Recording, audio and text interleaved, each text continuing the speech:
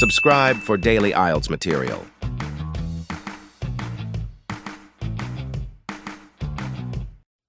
At the end of the test, you will be given 10 minutes to transfer your answers to the answer sheet.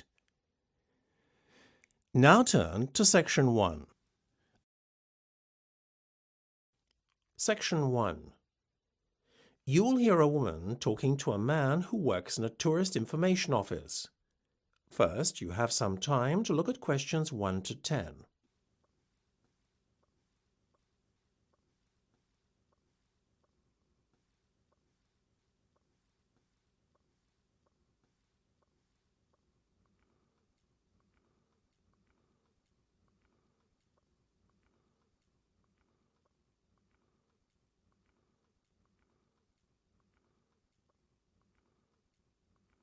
You will see that there is an example that has been done for you. On this occasion only, the conversation relating to this will be played first. Good afternoon. Can I help you? I hope so. My Portuguese friends are coming over to visit me next month, and I need to find a place for them to stay that is quite central, as I live in the city centre myself and want them to be close by. Can you recommend anywhere? Yes, a few places instantly spring to mind. What about Belvedere Gardens Hotel? Despite what the name might suggest, it's right in the city centre, on Main Street, opposite Grimes Tower. The Belvedere Gardens Hotel is located opposite Grimes Tower, so you write opposite in the space provided. You should answer the questions as you listen, because you will not hear the recording a second time. Listen carefully and answer questions 1 to 6.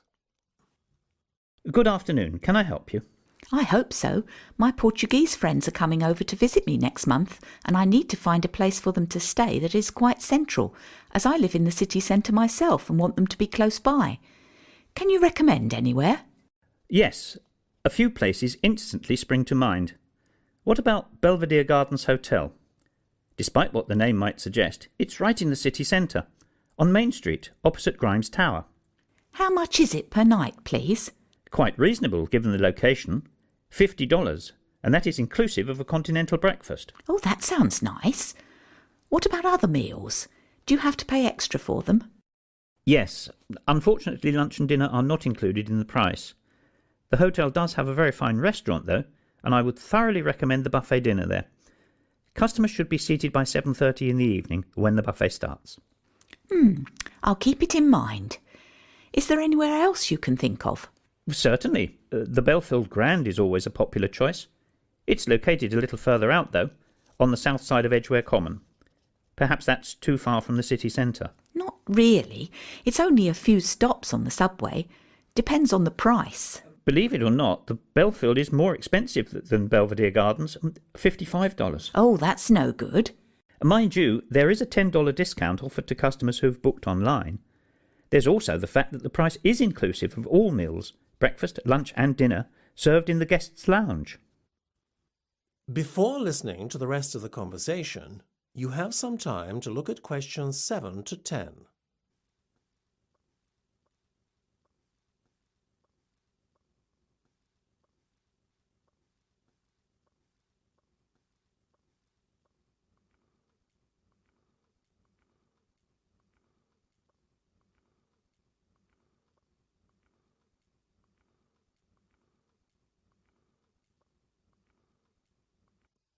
Now listen and answer questions 7 to 10. I like the sound of this hotel more and more. The Belfield, then, so far. Is there anywhere else? Well, you should also consider the Maple View. I don't think I'm familiar with that one. You should be. It's right in the heart of the city, next to the entrance to the pedestrian zone that runs along High Street. Sounds lovely being so close to the shops. Tell me more. It gets better. The price per night is only $28 on weekdays, though an additional $12 is charged on weekends and bank holidays. Sounds like great value for money. It is. That's why you have to book well in advance of your stay. How soon should I book then? Yesterday might not be soon enough. Yikes! I'd better get cracking. Thank you so much for your help. You're very welcome. That's the end of section 1. You have half a minute to check your answers.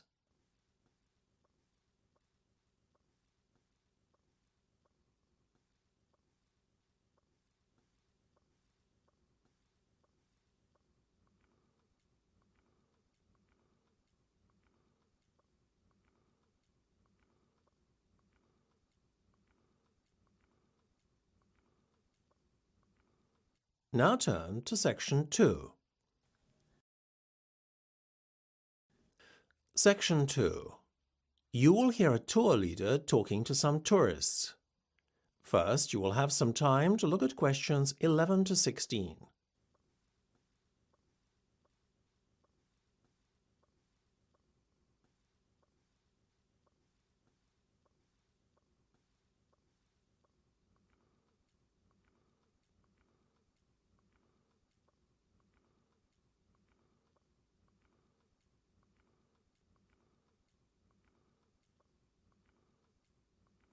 Now listen carefully and answer questions 11 to 16. OK, ladies and gentlemen, may I have your attention, please? So, here we are at King's Cross Station. We'll be leaving from here in just over an hour to catch a tube from the underground station, so you'll have a bit of time to look around. But first things first, just so as you can get your bearings and find your way around this rather complex and confusing station, I will point out essential areas as well as points of interest. At the moment, we are standing in King's Cross Square, facing two main exit doors, one off to our left and the other off to our right. The exits lead from the main platform area, which can be accessed by several entrances, one of which is located just a bit further away to your left, although it is obscured by a wall from where we're standing. Oh, by the way, that building standing on its own, the larger, not the smaller one, on your far left is the Great Northern Hotel. The taxi rank is sandwiched between it and the left luggage office. So, before I go on to a description of the main shopping and platform areas at the other side of the station wall, I'd like to point out the most important point of all, the underground station, which is where we need to meet promptly for departure. Luckily, it's quite prominent as it's located away from the shopping and platform area of the station. It's just over there on the corner, in between the entrance I mentioned earlier and the exit nearest to the hotel from where we're standing now. Now, for those of you who would like to grab a bite to eat or do a bit of shopping, you can enter the shopping area by that entrance door over there. It's by far the nearest entrance. You will find several clothes shops in this area, in addition to a fast food outlet. When you go in the entrance, if you go straight ahead rather than turning left into the other part of the shopping complex, you will find two buildings facing one another. Within these buildings are several shops and eating places. In the building immediately after the ticket barriers on your right, you will find that the first shop you come across is the fast food outlet, Burgerland. If you need to avail yourself of the toilet facilities, then carry straight on past Burgerland and they're at the far end of the building. In between the toilets and the ticket office is the disabled meeting point. You will have to enter through this area in order to gain access to the toilets. If you would like to go up to the second floor, where there are one or two shops and a pizzeria, then as you enter the shopping area through the main entrance, instead of going straight ahead, you turn off to the left. The escalators are immediately on your left again.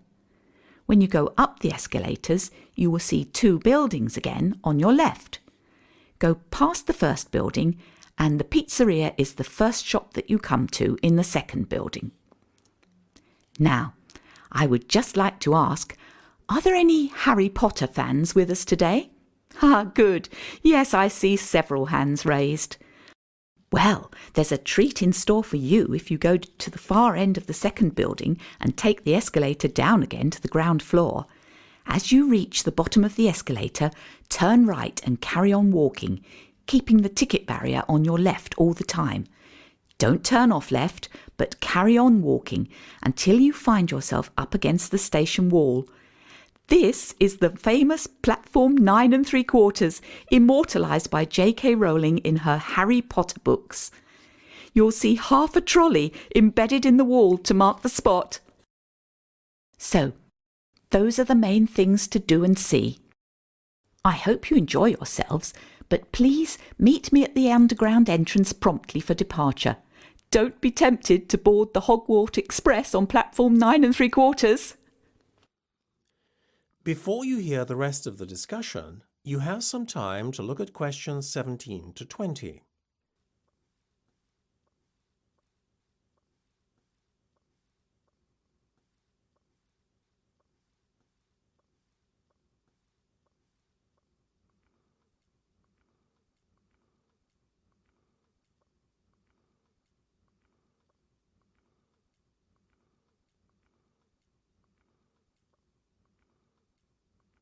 Now listen and answer questions 17 to 20.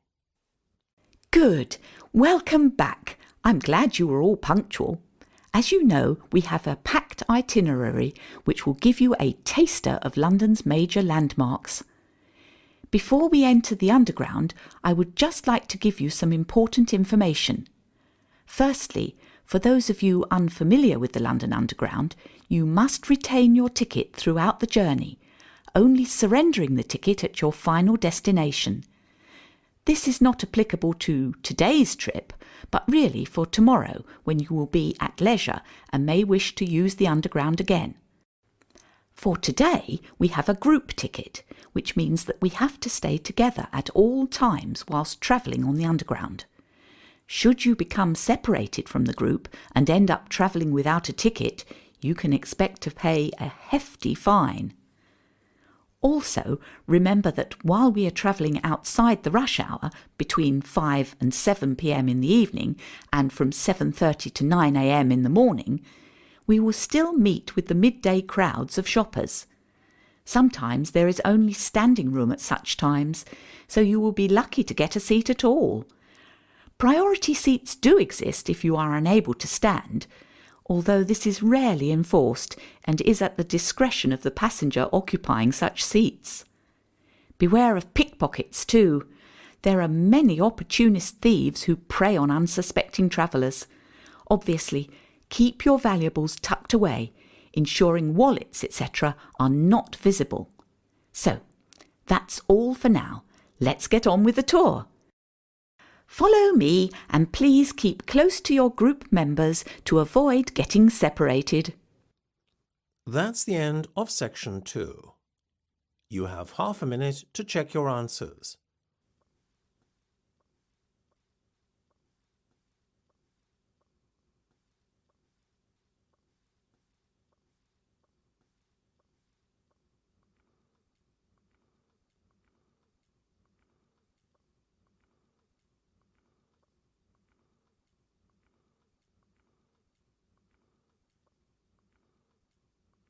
Now turn to section 3. Section 3. You will hear a discussion between Steve and Melissa about their commerce course. First, you have some time to look at questions 21 to 25.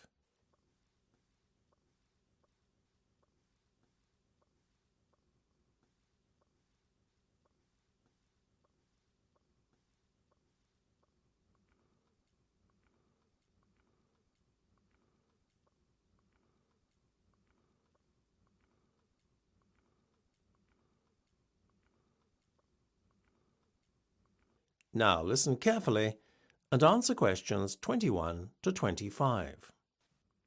Hey, Melissa, how's it going? Great! I'm really pleased to have the exams behind me. Now I'm looking forward to a break for the summer, as I know next year is going to be unbelievably difficult, being our final year and all. You? Same.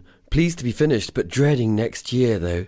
Well, I wouldn't exactly say I'm dreading it, but I know what you're saying. At least we're going to have smaller classes next semester. How do you mean? Didn't you hear? The Commerce faculty just got approval to build a new state-of-the-art lecture building over the summer months. It's expected to be finished by the start of term. Fantastic! No more lecture theatres crammed with over 200 people. That'll make a pleasant change. How on earth are they paying for it, though? I thought the college was reining in its expenditure and decreasing spending. It is, but the grant has been approved for the best part of 3 years, so they have no choice but to provide it now that the project is going ahead. After all, those funds are supposed to have been set aside especially. So what's taken so long for the construction to start? You see, the grant only covers 30% of the cost. The incoming government made a pledge during the election campaign that it would cover the other 70%, but typical of a political party, wouldn't you know, it didn't keep its promise. The College Donors Club, a group of wealthy alumni, stepped in to pledge 10% of the money needed, but the project really only got a kickstart when an anonymous donor pledged the rest. Very mysterious. Yeah, and apparently he demanded that certain changes be made to the plans before handing over the money. Like what? Well, you know the proposal to have a gym in the basement? Don't tell me that's been cancelled. Not at all. In fact, our anonymous donor friend insisted on it being twice the original size and on a relaxation room being added as well. You know, with games and stuff. Sweet. Are we still getting our new computer lab? There's always such an awful queue for the existing one. We are indeed, and next to it there's now going to be what they're calling the software zone, a place where students can access all the latest high-end software free of charge. Nice. Thank you very much, Mr. Donor. Everything else is staying, right? Lecture rooms, hardware zone, etc.? Yeah, the rest the same. Before you hear the rest of the discussion, you have some time to look at questions 26 to 30.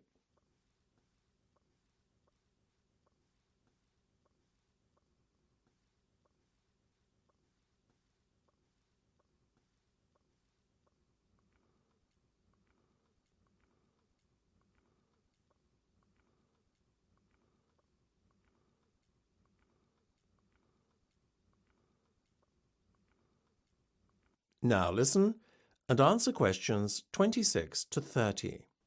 By the way, on the subject of college next year, Steve, have you decided what courses you're going to choose yet?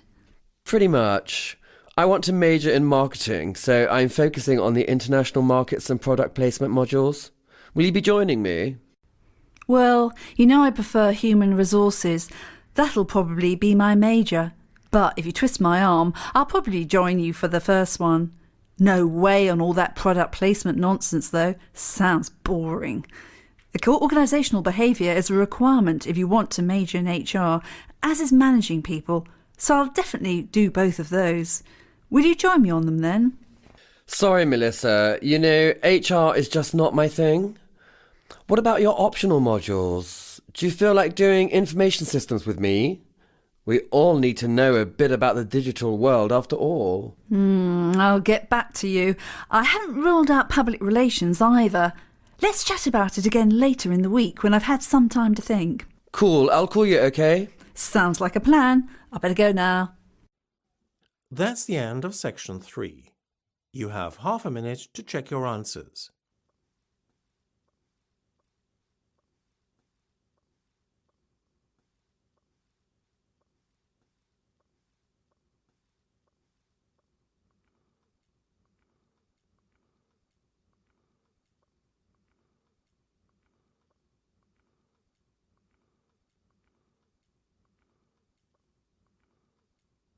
Now turn to section 4. Section 4. You will hear part of a talk on some well-known personality tests and their uses.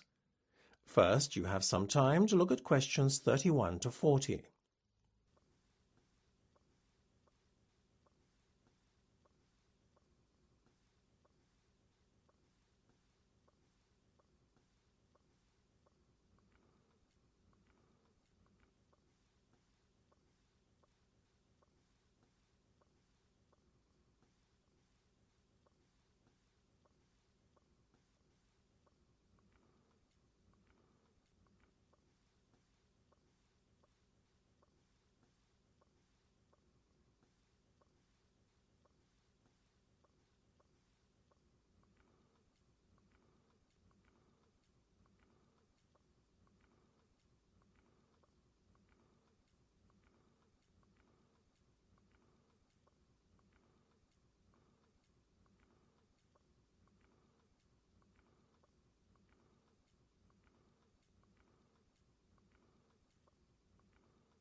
Now listen carefully and answer questions 31 to 40.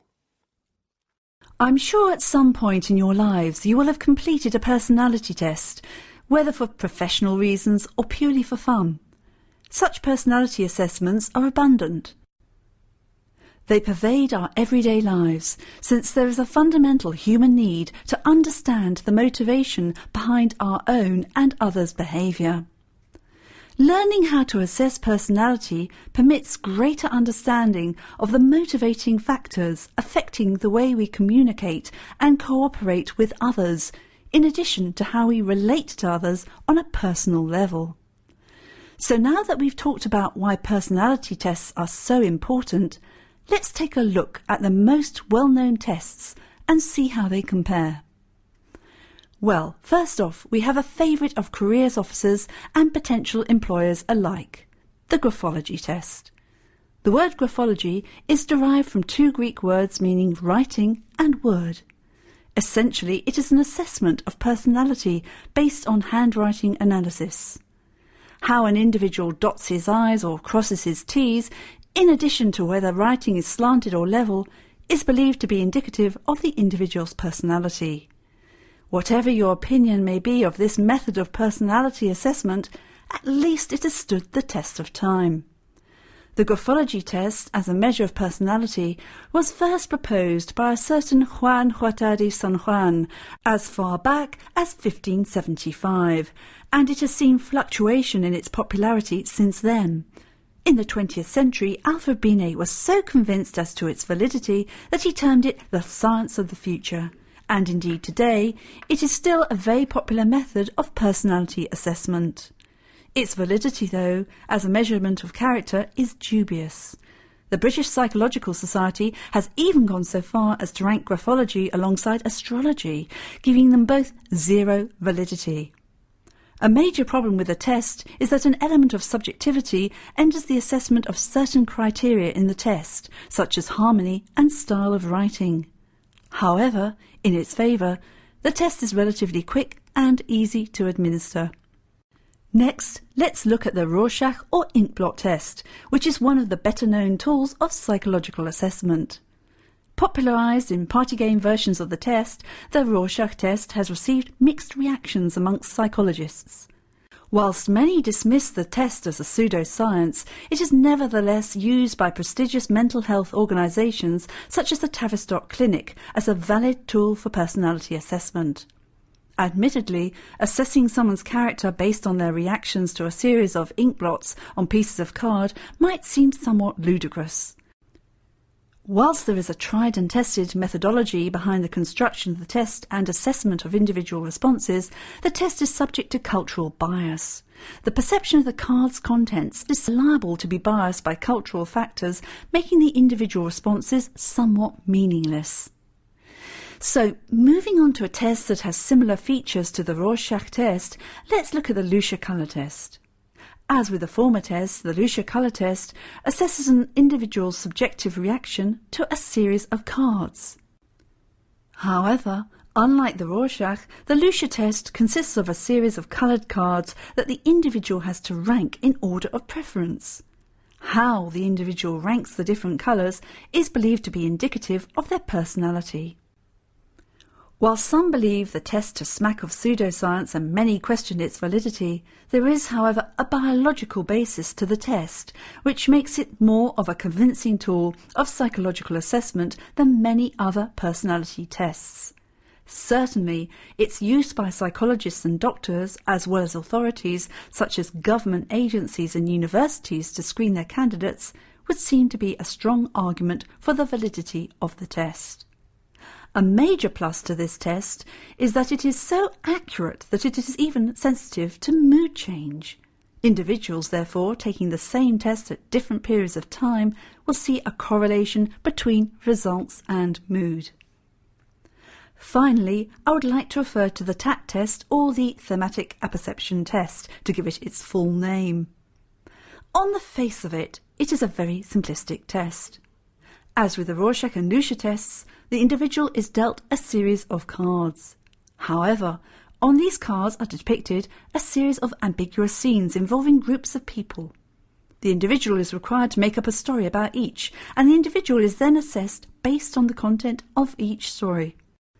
Whilst the test is quick and simple to administer, critics of the test argue that there is a lack of standardisation of the cards and scoring systems, making comparisons between individuals problematic. This, therefore, undermines the validity of the test. Nevertheless, the TAT test is still used as a tool in fields as diverse as psychological research into occupation preference and partner selection and forensic examinations to evaluate crime suspects. It is therefore a matter of individual preference as to which test is used when employed for professional reasons. All these tests, though, have their benefits and their drawbacks. No one definitive test exists that provides 100% accuracy in assessing personality. That is the end of section 4. You now have half a minute to check your answers.